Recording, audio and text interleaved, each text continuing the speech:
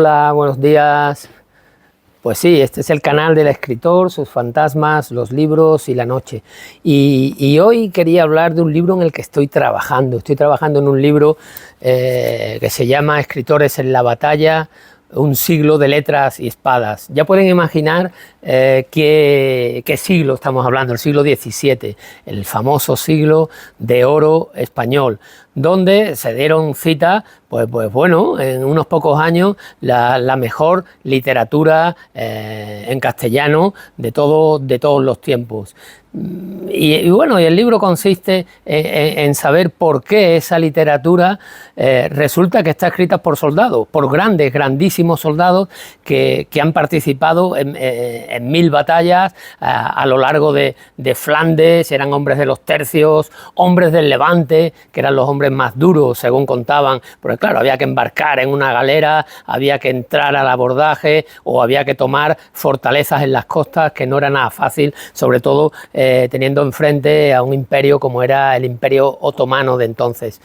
Y bueno, esto es un libro que me encargó Ediciones Dragón, Ediciones Dragón Colección, Risco Negro, Ricardo Sánchez, y estoy en ello, y de lo que se trata es de saber por qué y cómo este tipo de hombres se dio en este tiempo, en un tiempo y en una geografía. No es lo normal, no es lo normal que los grandes soldados sean los grandes literatos. Eso solamente ocurrió en España y solamente ocurrió en ese tiempo, no en otro tiempo. Bueno, pues ¿qué escritores estoy cogiendo? Pues por supuesto Garcilaso de la Vega, el gran Garcilaso de la Vega, el soldado total, el caballero total, un caballero renacentista que todavía tiene toques medievales. Miguel de Cervantes, no podía ser de otra manera, ¿no? Que combate en Lepanto y luego está 4 años más combatiendo, que es el fracasado total, ¿no? Cervantes es el gran fracasado. Francisco de Aldana, una figura que a mí me encanta, histórica. Alonso de Contreras, que eso ya escribe su biografía, es la única biografía que tenemos, la de Alonso de Contreras.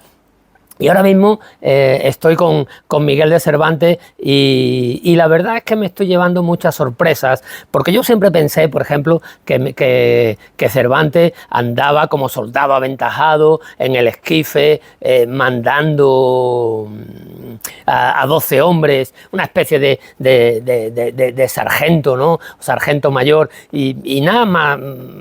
Afortunadamente ahora, pues bueno, los estudiosos pues están diciendo que eso no era así, principalmente porque Cervantes entonces era un soldado bisoño.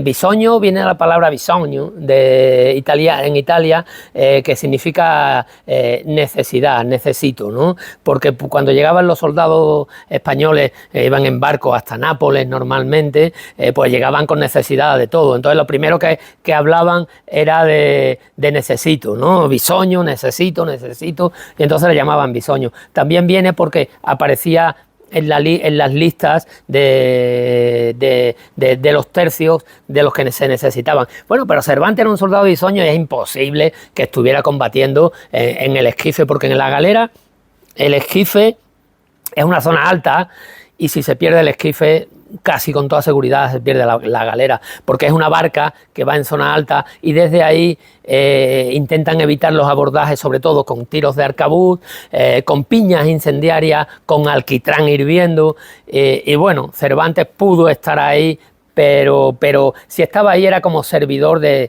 los arcabuceros. Para ser arcabuceros hacían falta por lo menos 4 o 5 años. Aparte que ellos tenían que comprárselo. O sea, un soldado bisoño cuando llega tiene para una pica y un morrión, y a lo mejor se pone algo duro en la cabeza para que no le den con un mazo, ¿no? Estamos hablando de que el combate termina siendo un combate cuerpo a cuerpo, y a Cervantes le pegan 2 arcabuzazos, 2 tiros que le abren el pecho y el famoso tiro arcabuzazo en la mano izquierda, ¿no? Que no pierde la mano, sino que se le queda en forma de garra. Y así pues uno va mirando, hay sitios donde se dice que estuvo pero en realidad no estuvo, que sí, que conocía a Francisco de Aldana. Yo dudo que en la toma o la defensa de Malta y la Goleta, donde sí que iba Francisco de Aldana, pero claro, Francisco de Aldana era un capitán general casi, ¿no? Entonces, Francisco de Aldana se trataba con el duque de Alba. Es raro que Cervantes lo conociera, porque tampoco Cervantes era un escritor entonces conocido. Cervantes es conocido cuando tiene más de 65 años, ¿no?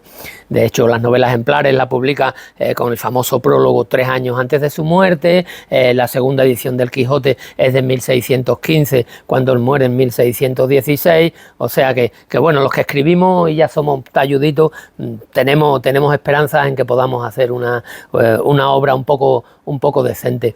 Él, si bien es cierto que tiene una educación bastante buena para la época y para su condición social, bueno, hay un hecho ahí que cuando está una de las naves de las galeras donde combaten Lepanto las manda Portocarrero. Portocarrero es un noble.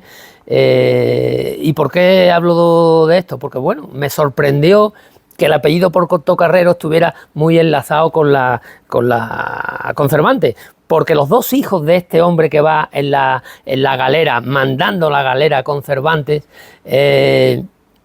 esos dos hijos tienen una relación de dote con las dos hermanas de Cervantes, con Magdalena y sobre todo Magdalena, que era la mayor. La otra era pequeña, estaba empezando a aprender, ¿no? Y yo eso no lo entendía, cómo era posible que un noble, pues bueno, tuviera una relación con una mujer donde por escrito ponían una dote y estaban con ellos, mantenían esa relación para que el noble fuera viviendo, porque luego se casaría con alguien de su propia clase social, porque los matrimonios eran negocios, no nos engañemos. Pero luego eso lo he visto en Líbano, que sobre todo entre drusos, que sí que se da. O sea, para evitar la prostitución, para evitar determinadas cosas, pues hay gente mujeres que firman un contrato, viven con un hombre y luego cuando ese hombre se casa están obligados a darle un dinero, una dote. Bueno, hay veces que no cumplen con su palabra, como es el caso de Magdalena, la hermana de Cervantes, y entra en un litigio primero con un comerciante italiano que termina pagándole un buen dinero, pero bueno, estamos hablando de gente del siglo XVII, y ahora lo he visto, o sea que hay lugares del mundo donde sigue existiendo. Y Cervantes con los portocarreros, pues bueno, se irán encontrando, igual que el asesinato en Valladolid, en la casa Cervantes, donde muere el Espeleta, ¿no? Y van todos detenidos. La verdad que la vida de Cervantes, ahora todos le queremos, todos queremos ser que sea nuestro y que hubiera nacido en vez de en Alcalá, en Sanlúcar. Hay 3 lugares de nacimiento, pero yo creo que Vicente de los Ríos, que por cierto era teniente coronel de artillería, y era un humanista impresionante. Antes los militares la mayoría eran muy humanistas, ¿no? Porque la enseñanza pasaba por ese tipo de lecturas. Pues bueno, hay 3 bautismos, 3 partidas de nacimiento de Cervantes, pero yo creo que la que está más clara es la de Alcalá. Hay otro en Manzanares, donde uno de los curas en el siglo XIX que pasa por allí ve un Miguel de Cervantes y pone escritor, pero bueno, eso es posterior. La pila bautismal, según dicen y según cuentan, está ahí. Cervantes luego, pues bueno, es el eterno fracasado.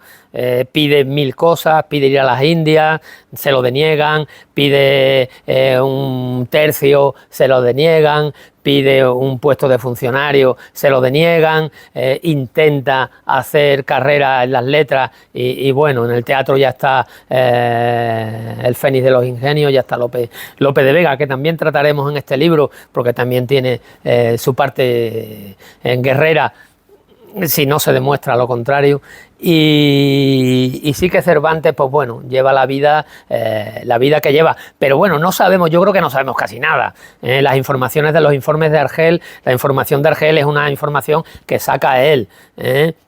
Porque bueno, tiene un dominico ahí que es un enemigo suyo, que es el Padre Blanco, que bueno, que lo que intenta Cervantes es dos cosas. Primero, que decir que no ha renegado y se ha pasado al Islam, porque eso te da una mejor calidad de vida. Segundo, que no se ha dado la homosexualidad, porque también eso, hombre, si tu señor que te mantiene cautivo, pues se enamora de ti, pues también la vida cambiará, ¿no? Entonces, todo eso lo explica Cervantes. Luego era difícil venir a España, porque pensar que has estado 5 años en Argel y tienes que volver a España es complicado, porque lo primero que piensan es que te has pasado al Islam, que estás trabajando como espía para el sultán, que está... Porque claro, el espionaje se llevaba a la orden del día.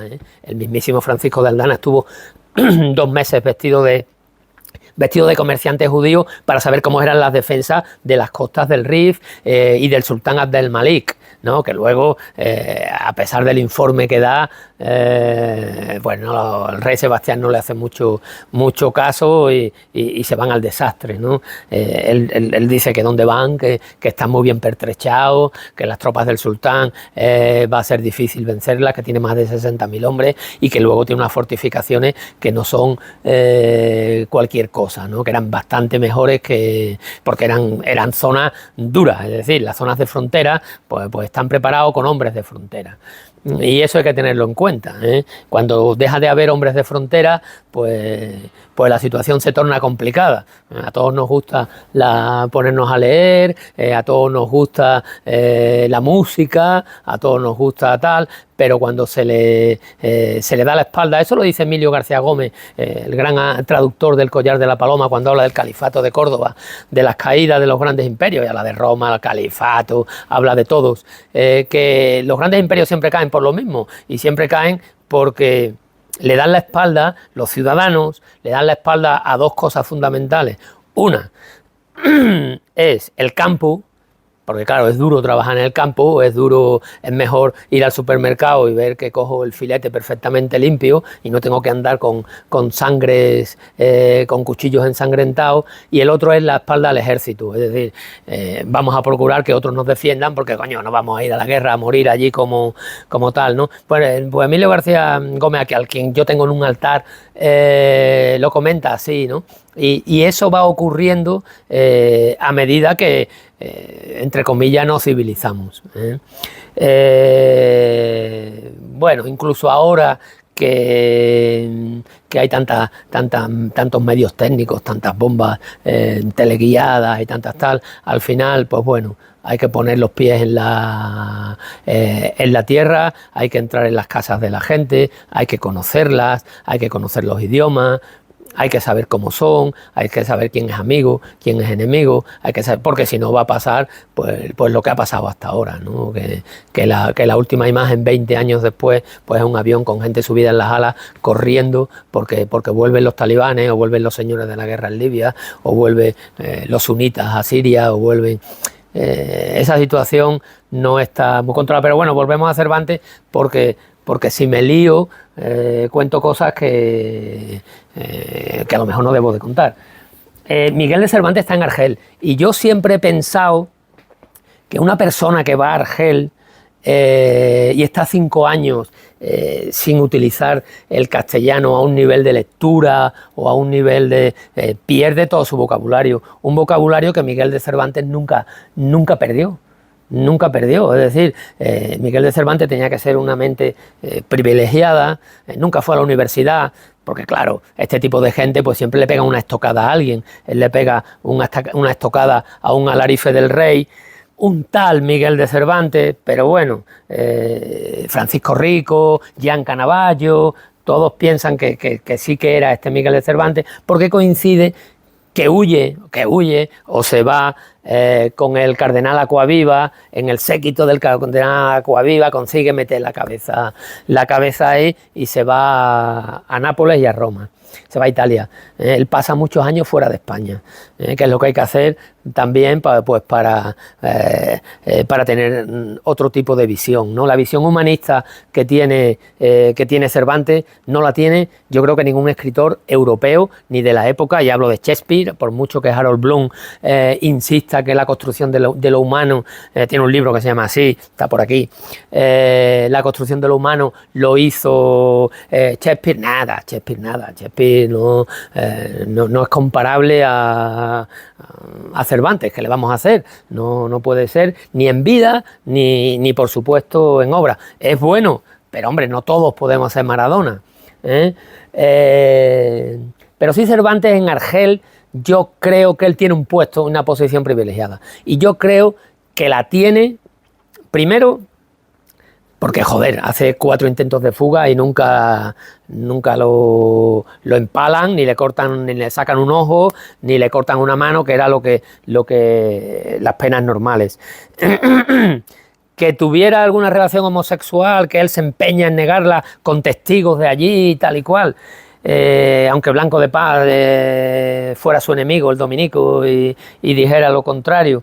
Pero yo creo que allí tuvo que tener algún tipo de labor, no digo que fuera una biblioteca como esta, pero sí una labor con libros, con lecturas. Él seguro que hablaba árabe perfectamente, y de hecho su apellido Saavedra, hablan de, no es el Saavedra castellano, sino él no se llama Saavedra, su madre, el apellido de su madre no es Saavedra. Él utiliza el Saavedra cuando viene de Argel y significa tullido, que no trabaja con una mano, tiene una mano manca, en árabe, Saavedra, no sé la pronunciación correcta.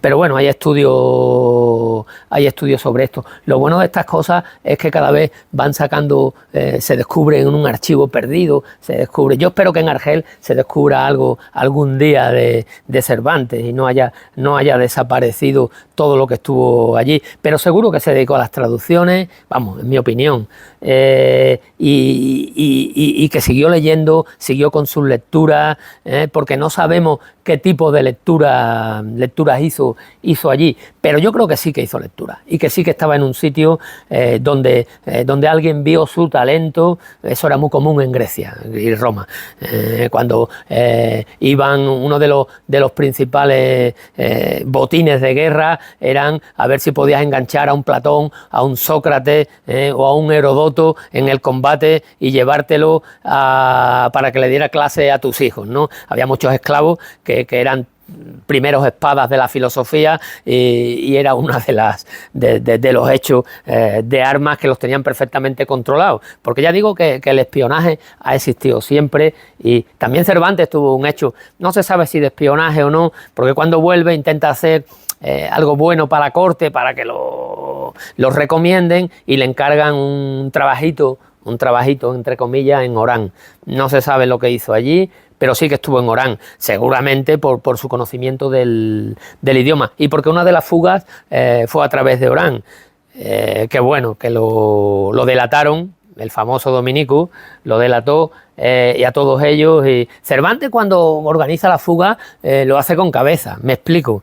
Él no ayuda a cualquiera, él ayuda a gente noble, a gente de mucho nivel, que cuando yo te ayudo a escapar, cuando yo llego a España y eres un noble y tu padre y tu madre y tú me debéis vuestra vida porque te he ayudado a escapar, hombre, algo me tienes que dar a cambio. Pero bueno, lo intentó, no salió, y nunca le dieron nada, Cervantes, el eterno fracasado. Yo, cuando ahora todo el mundo, hasta los institutos se llaman Cervantes, pues no se le dio nunca nada, Es más, hay una célebre respuesta que dice: búsquese usted por la Mancha, que seguramente encuentro otras labores que pueda hacer. Bueno, otras labores. Pero aún así, con todo lo que sufrió y con todo lo que pasó, bueno, en Argel yo creo que su sufrimiento no fue tanto como los de otros de allí, fundamentalmente porque yo creo que alguien se dio cuenta de su talento, y porque creo que es imposible no perder la capacidad lingüística y de idioma sin lecturas continuas. Yo siempre cuento el caso de que mi padre hablaba sueco perfectamente porque emigró a Suecia y luego cuando vuelve para acá está aquí 40 años y se olvida completamente del sueco, pero completamente, casi completamente. Pues bueno, estoy con ellos y estoy viendo tantas cosas que los autores ni todo es lo que parece, ni lo que parece es. Eso sí, esta gente son pura leyenda. Una de las cosas que me hubiera gustado, porque cuando le dan los arcabuzazos y las heridas en el pecho, le parten el pecho, está 7 meses en el hospital de Mesina. Bueno, hay un cuadro muy bonito del siglo XIX, por supuesto el romanticismo, donde aparece Don Juan de Austria en el lecho, en la cama con Miguel de Cervantes. No creo que eso se produjera, no creo. Puede que estuviera en el hospital de Mesina, donde había unos 800 heridos de Lepanto, otros estaban por las casas.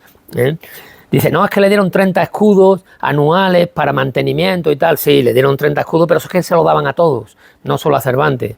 Es que tenía una carta de recomendación de Don Juan de Austria. Bueno, es que las cartas de recomendación se hacían con bastante alegría en el sentido del que hubiera estado combatiendo, porque claro, hombre, si yo pierdo una mano en el combate y resulta que me tiran a la calle, el siguiente se piensa ir a ese combate. Pero si me cuidan a mi familia, cuidan a tal, pues a lo mejor merece la pena ir al combate, ¿no?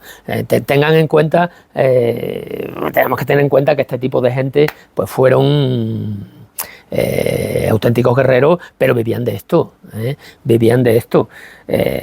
Si quieren saber más, pues bueno, yo no voy a decir que el libro estará, pero yo creo que sobre noviembre, final de noviembre, diciembre, estará el libro. Estoy con las estocadas de Alonso de Contreras, ya he terminado, ahora voy a ver he quedado con Quevedo allá al lado, y bueno, en esta biblioteca no es que venga mucha gente, pero sí que viene gente que escoge los libros, y eso me gusta porque, hombre, cuando uno dice es que ya todos sabemos leer, todos sabemos escribir, sí, es cierto, pero ¿qué leemos y qué nos gusta, ¿no? Y esos gustos, pues bueno, yo en la masa no creo en la masa, y eso que Elías Canetti también es otro de mis escritores favoritos, está allí, Elías Canetti está allí. Y no lo creo en el sentido de que, bueno, la gran novela de James Joyce, de Marcel Proust, James Joyce con el Ulises, Marcel Proust, En busca del tiempo perdido, La regenta con Clarín, pues bueno, ese tipo de vanguardias, las vanguardias, la gran poesía del 27 y las vanguardias no existirían si la masa no cambia. O sea, la masa, hay mucha gente que se divertía leyendo los folletines amorosos, lecturas rápidas, más frescas, una novela que viene del 19. Estamos hablando de un Galdós, estamos hablando de un, pues bueno, Pardo Bazán, es una novela del folletín, Los Tres Mosqueteros, qué sé yo, ¿no? Son novelas tal. Bueno, cuando aparece el cine, esa masa, esto lo cuenta Ricardo Piglia en una conferencia que dio, una serie de conferencias que dio en Buenos Aires, la Universidad de Buenos Aires. En las universidades, si no cambian, las universidades y los monasterios es lo que nos queda, los últimos reductos, los últimos forapaches de la cultura, casi los últimos. Entonces, cuando aparece el cine, toda esa gente que lee folletines dice, ostras, el cine, y se va al cine. Y los libros pues se quedan un poco desangelados, ya no lee tanto porque están todos en el cine. ¿Y qué aparecen? Pues los editores dicen, bueno, pues vamos a hacer algo, aunque sea para gente escogida, y entonces aparece James Joyce, aparece Marcel Proust, y aparecen los Rilke, aparecen los grandes, ¿no? Y aparecen las vanguardias. Esas vanguardias no aparecen si no llega a aparecer el cine. Pero claro, es que al cine le pasa lo mismo. Cuando aparece la tele en los años 50, son los grandes años del cine, los William Wyler, los John Ford, los Hitchcock. ¿Por qué? Porque aparece la tele. Entonces esa masa de todo el mundo que no tiene un nivel, sabe leer, sabe escribir, pero no sabe digerir la cultura, porque no tampoco se les ha enseñado, ¿no? Toda esa masa se va a la tele. ¿Qué pasa con el cine? Que llegan los productores y dicen, ostras, que está todo el mundo viendo el cine. Y entonces, ¿qué es lo que hacen? Pues grandes películas. Dicen, bueno, pues vamos a hacer películas que no la entenderá todo el mundo. Pues vale, pero tal. Y entonces aparece el gran cine de los años 40, 50, y de los años 30, que estamos hablando de que tenían guionistas de la talla de William Faulkner, casi nada, de Onetti, casi nada, un guionista como Rulfo, casi nada. Los mejores escritores estaban de guionistas de libros. ¿Por qué? Porque todo el mundo se ha pasado a la tele y ahora ya vemos la tele y vemos, bueno, cosas más frescas, que es lo que nos gusta. Pero claro, es que a la tele también le sale un competidor luego, que es el ordenador. Y como le sale el ordenador, pues ya la gente ve el YouTube, ve los shorts, ve los canales de estos rápidos, más de un vídeo de más de 5 minutos como este ya no lo ve nadie y tal, y entonces, ostras, la tele se queda desangelada. Llegan los productores que lo que piensan es en el dinero y dicen, coño, solamente hay una manera de tal, que es coger a la gente.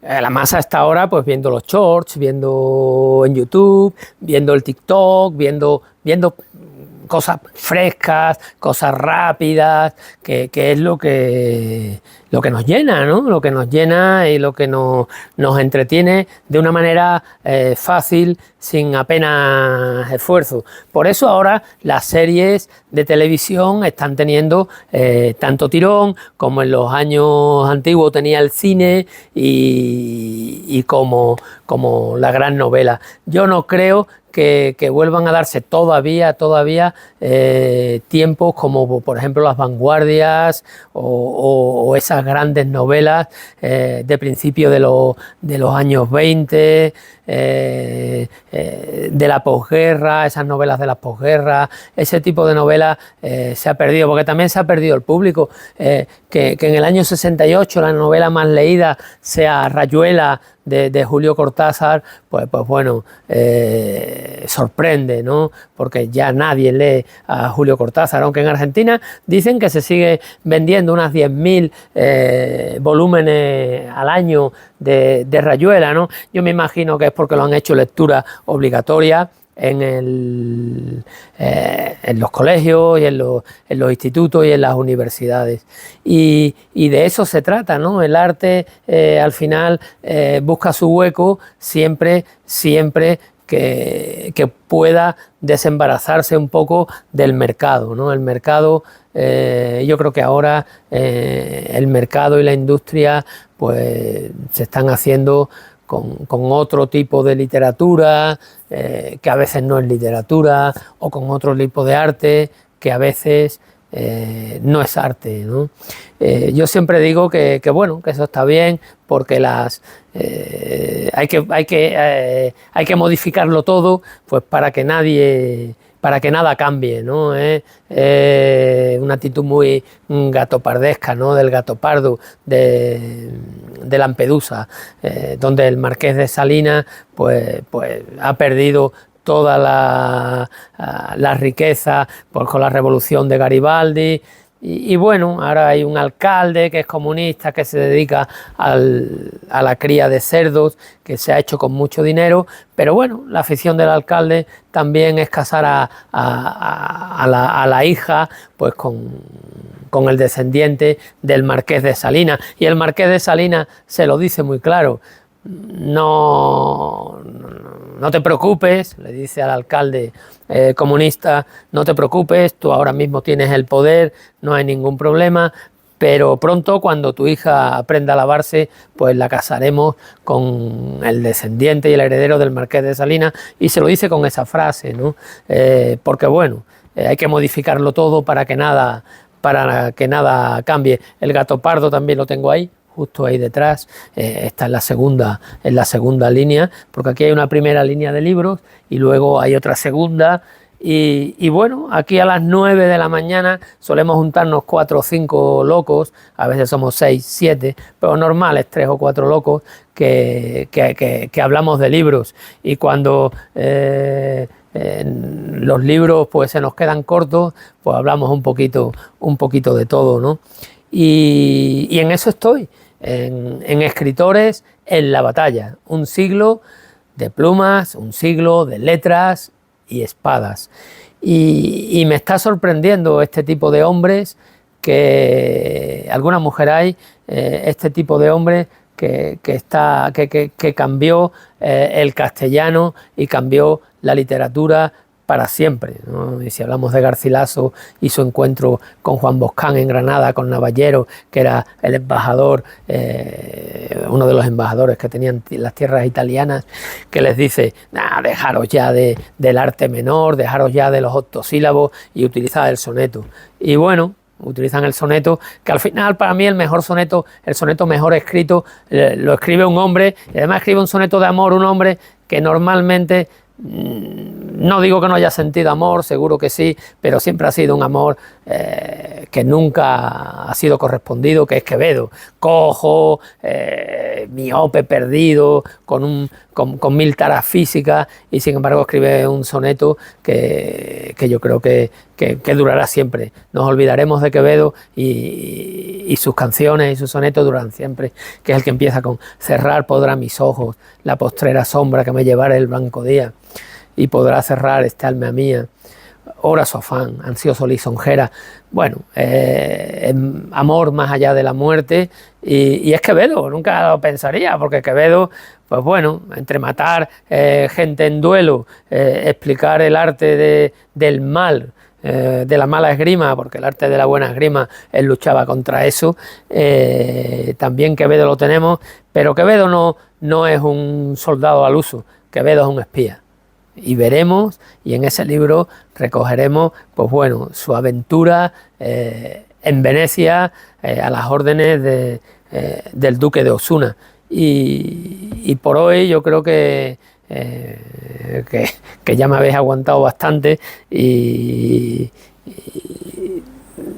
este pequeño, estoy aprovechando la tertulia que hacemos por la mañana a las 9 en la biblioteca, de lunes a viernes, nos juntamos, invito a café, y nos juntamos 4, 5, 6 y hablamos de libros, de todo tipo de libros, porque hace poco hemos estado en La Ballena Alegre, y bueno, también conviene recordar a Dionisio Ridruejo, a Morlán Michelena, Agustín de Foxá.